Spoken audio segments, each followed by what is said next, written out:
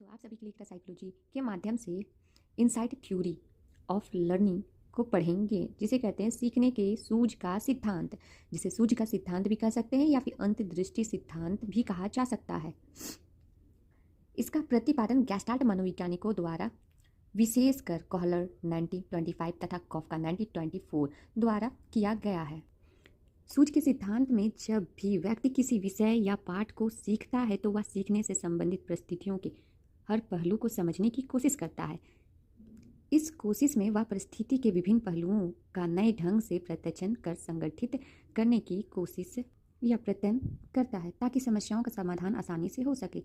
जब वह परिस्थिति के भिन्न भिन्न पहलुओं को नए ढंग से प्रत्यक्षण कर उसके आपसी संबंधों को समझा जाता है तो उसे अचानक उत्पन्न होने के सूझ को अनुभव भी मनोवैज्ञानिकों ने कहा, जिसे सूझ अचानक सा जो कोई प्रॉब्लम का सलूशन हो जाता है तो उसे हम लोग क्या कहेंगे, तो सूझ थ्योरी कहेंगे। सूझ में कोई प्रैक्टिस या अभ्यास की आवश्यकता नहीं होती है। सूझ उस समय समस्याओं का समाधान उद्दीपक अनुक्रिया संबंधित से धीरे धीरे बनने से नहीं होता, बल्कि उद्दीपक के बीच के संबंधों को अचानक समझने से होता है। सूझ सिद्धांत कोहलर द्वारा किए गए कुछ प्रयोगों पर आधारित है। कोहलर 1927 ने कई तरह की पशुओं जैसे वन, मानुस, बंदर, मुर्गी तथा कुत्ता पर प्रयोग किए हैं, परंतु उनके द्वारा 1930 से लेकर 1918 के बीच कैंडी द्वीप में सुल्तान नामक वन मानुस पर किया गया प्रयोग सर्वाधिक प्रचलित हो गया। कोहलर के सभी बुद्धिमान वनमानुस का नाम सुल्तान था। उसके द्वारा सुल्तान पर किए गए दो प्रयोग विशेष रूप से उल्लेखनीय हैं। दो प्रयोग कौन कौन से? पहला है छड़ी समस्या का प्रयोग, दूसरा बॉक्स समस्या। बारी बारी से हम इसको डील करेंगे। पहला देखेंगे छड़ी समस्या का प्रयोग। के प्रयोग में सुल्तान नामक वनमानुस को एक बड़ी पिंजरे में बंद कर दिया गया था। वनमानुस भूखा था। पिंजरे के बाहर टेबल पर केला रख दिया गया था। पिंजरे में दो छोटी छोटी छड़ी भी रख दी गई थी, जिसकी बनावट कुछ ऐसी थी कि वह दूसरों छड़ी से जुड़ी जा सकती थी। केला को बाहर रख देखकर सुल्तान ने अपने हाथ से फिर पैर से तथा बारी बारी दोनों छड़ियों के सहारे केला को पिंजरे के अंदर खींच लेने का प्रयास किया, परंतु उसे सफलता प्राप्त नहीं हुआ क्योंकि पिंजरे में केले की दूरी अधिक थी। निराश हुआ कौन? तो वनमानुस। अपने पिंजरे में ऊपर से नीचे देखना प्रारंभ कर दिया और अंत में उन दोनों छड़ियों के सहारे खेलना प्रारंभ कर दिया। इस खेल के सिलसिले में दोनों छड़ी अचानक एक दूसरे से जुड़ गई। इसके परिणाम स्वरूप वनमानुस ने उत्साह और खुशी देखी गई। इस लंबी छड़ी के सहारे बाहर टेबल पर रखे केले को वह खींच कर खा गया। फिर सुल्तान ने तुरंत ही दोनों छड़ियों को जोड़कर टेबल पर रखे केले को ले लिया। अब आते दूसरा पॉइंट पर, जो कि बॉक्स समस्या पर प्रयोग। सुल्तान को एक बड़े कमरे में बंद कर दिया गया जिसकी छत से केला लटका रहा था। इस कमरे के एक कोने में 3 बॉक्स भी रख दिए गए थे, जैसे कि आप चित्र में देख रहे हैं। सुल्तान भूखा था, इसलिए वह उसकी नज़र केला पर गई तो उसके केले को उछल कूद कर प्राप्त करने का प्रयास किया, पर कई बार ऐसे करने के बाद भी उसे सफलता प्राप्त नहीं हुई क्योंकि केला काफ़ी ऊंचाई पर था। फिर उसका ध्यान कोने में रखे बॉक्स पर गया। उसमें सूझ उत्पन्न हुई और वो बारी बारी से बॉक्स के ऊपर बॉक्स रखना प्रारंभ किया और उसी द्वारा वो छत पर टंगे केले को प्राप्त कर। ऐसा नहीं इसमें बॉक्स में एक ही बार में अपना सफलता प्राप्त हुआ, बाकी कई प्रयासों में उसने सफलता प्राप्त कर अपने भोजन को प्राप्त किया। कोहलर के इन प्रयोगों पर ध्यान देने से यह स्पष्ट हो जाता है कि सीखना सूझ पर निर्भर से प्रयोग में जब खेलते खेलते दोनों अचानक छड़ियाँ आपस में जुड़ जाती है तो इससे सुल्तान में बहुत खुशी और उत्साह देखने को मिला, जिससे वह अपनी समस्याओं का समाधान अचानक ही सुलझा पाया और अपने भोजन को प्राप्त कर लिया। उसमें सूझ उत्पन्न हो गई। इस बॉक्सों के एक दूसरे पर रखे देने से छत से लटके केले की दूरी कम हो गई, जिससे वह केला प्राप्त कर लिया। उसे हम लोग बॉक्स समस्याओं पर प्रयोग कहते हैं। कोहलर ने सूझ सीखना के समर्थन में कुछ प्रयोग चूजों पर भी किया। गैस्टाल्ट मनोवैज्ञानिकों ने सूझ द्वारा सीखने की प्रयास की कुछ विशेषताएं बतलाया है, जो इस प्रकार है। सूझ सिद्धांत में अनुभव मतलब जो अचानक सा कोई सूझ उत्पन्न होता है उसे अनुभव के रूप में कोहलर ने बताया। वह लक्ष्य पर पहुंचने के उपाय के बीच में प्रत्यक्षात्मक संबंध को ठीक ढंग से समझ लेते हैं। चूंकि इस सूझ अचानक होती है, इसलिए सीखने की प्रक्रिया भी अंतर्दृष्टि के अनुसार अचानक होती है। दूसरा इसमें कहा जाएगा कि कोहलर एंड कॉफका का जो विचार था कि समस्या आत्मक परिस्थिति को ऐसे होना चाहिए कि उसे सभी भाग या अंश प्राणी के सामने हो ताकि संपूर्ण समस्याओं का प्रत्यक्षण कर सके तथा उसे समझा सके। यदि समस्याओं का कोई भी हिस्सा या अंग छिपा रहता है तो वही परिस्थिति में प्राणी में सीखना सूझ से ना होकर प्रतन एवं भूल से हो जाता है।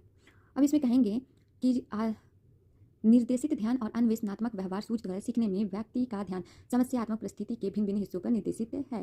व्यक्ति समस्याओं के समाधान के लिए भिन्न भिन्न प्रकार का व्यवहार एक के बाद एक परंतु सोच समझ कर करता है। वनमानुष द्वारा केला प्राप्त करने के लिए पिंजरे में से हाथ बढ़ाना, पैर बढ़ाना, फिर घर छड़ी बढ़ाना इत्यादि देखा गया। इसमें सभी व्यवहार अर्थपूर्ण नहीं थे। सूझ सिद्धांत में और बहुत सारी ऐसी विशेषताएं बताई गई हैं। जैसे मान लीजिए जब वनमानुष उछल कूद कर छत से लटकते केले को प्राप्त नहीं कर सकता तो थोड़ी देर के लिए निष्कर्ष होकर चुपचाप बैठ गया था। सूझ का अचानक आगमन। कॉलर का कहना है कि जब प्राणी समस्याओं का समाधान करने के प्रयास में स्थिर एवं निष्क्रिय हो जाता है तो फिर कुछ समय के बाद अचानक उसमें सूझ अपने आप उत्पन्न हो जाता है और समस्याओं का समाधान वह कर लेता है। सूझ उत्पन्न होने से व्यक्ति में लक्ष्य तथा उपयोग के बीच में एक स्पष्ट संबंध दिखाई देने लगा। खेल खेल में वह दोनों छड़ी आपस में जुड़कर बड़ी हो गई तो वनमानुष उल्लास के साथ उस जुड़ी हुई छड़ी के सहारे केला को और दौड़ पड़ता है और उसे प्राप्त कर लेते हैं। सूझपूर्ण सीखने की जांच। स्थानांतरण। कॉलर का जो विचार था कि प्राणी में किसी समस्याओं का समाधान करना सूझ द्वारा सीखा है या नहीं, इसकी जांच स्थानांतरण मतलब ट्रांसफर द्वारा आसानी से की जा सकती है। अगर उसने सूझ द्वारा सीखा है तो उसमें स्थानांतरण का गुण होगा, परंतु अगर प्रत्यन एवं भूल द्वारा सीखा है तो उसमें स्थानांतरण का गुण नहीं होगा। कॉलर ने अनेक ऐसे टेस्ट किए जिनमें वनमानुष स्थानांतरण का गुण दिखलाते पाए गए हैं। सुल्तान ने जब बॉक्स के एक दूसरे पर रख कर केला की प्राप्ति कर लेना सीख लिया तो सुल्तान को एक से दूसरी समस्याओं का में टेबल तथा सीढ़ी के साथ एक कमरे में छोड़ा गया जिससे छत से केला लटक रहा था। ऐसा देखा गया है कि सुल्तान तुरंत टेबल पर चढ़कर या सीढ़ी पर चढ़कर उसे प्राप्त करने का प्रयास किया।